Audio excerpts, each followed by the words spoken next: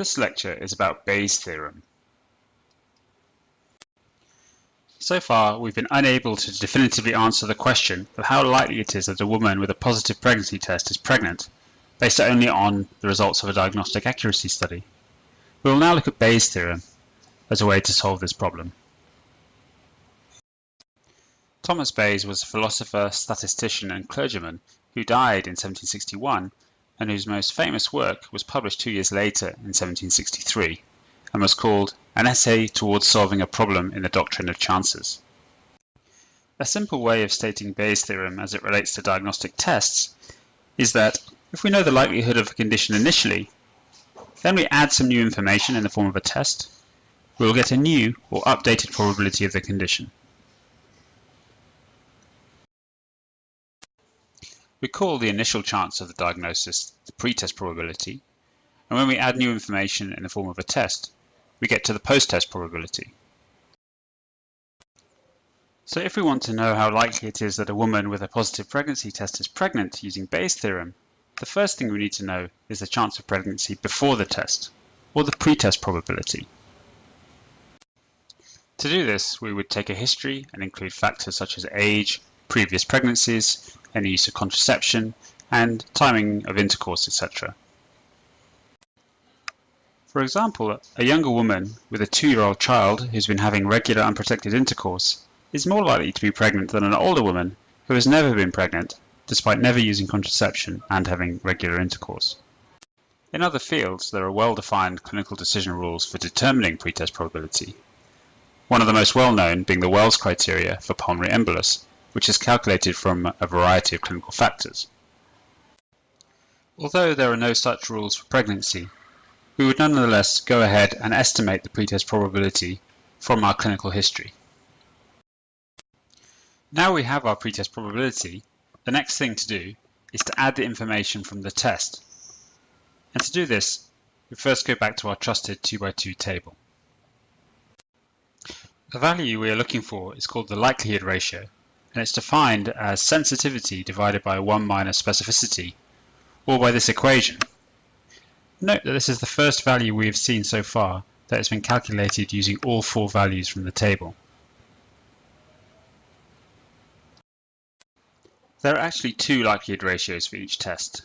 Likelihood ratio positive, when the test is positive, which is a value greater than 1, and the likelihood ratio negative for a negative test, which is a value less than 1.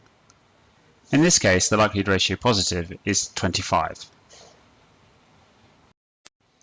Remember, pretest probability combined with likelihood ratio gives post-test probability. Let's say we determine pretest probability for our patient to be 50%.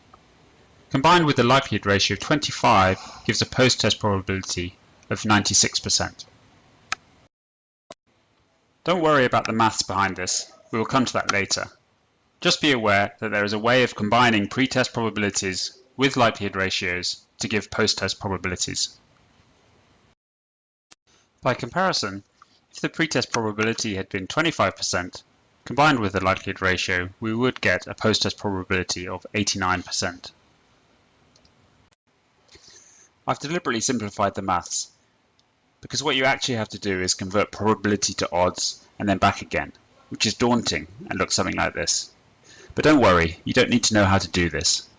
Luckily, there are numerous online calculators and smartphone apps that can do the calculations for you.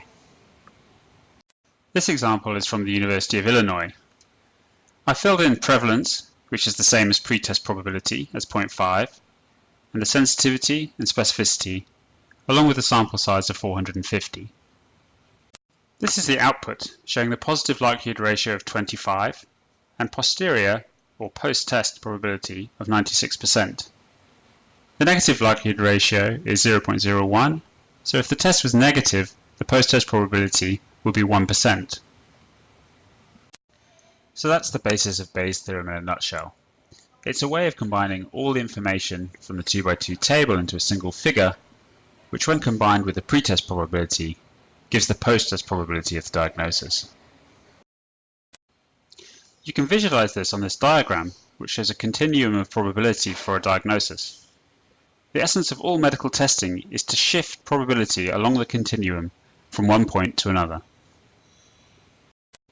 Let's look at the continuum of probabilities in more detail. Take the example we used earlier of two women, one with a 25% chance and the other with a 50% chance of being pregnant prior to the test. Notice that although they each underwent the same test, which increased the probability, it was not increased by the same amount for each.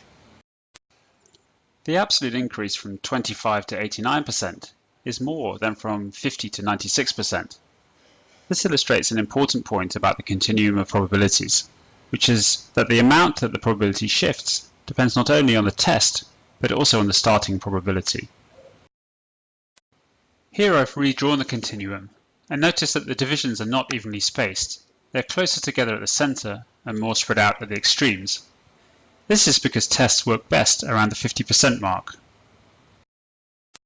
Based on this continuum with uneven spacing, you can see that the distance the two women move along is the same. So what we can say is that a test with a given likelihood ratio shifts the probability of disease the same distance along this continuum with its uneven spacing.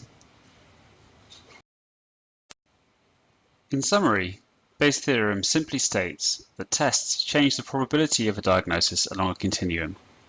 The degree to which they do this is dependent on the accuracy of the test expressed as a likelihood ratio and the starting probability on the continuum.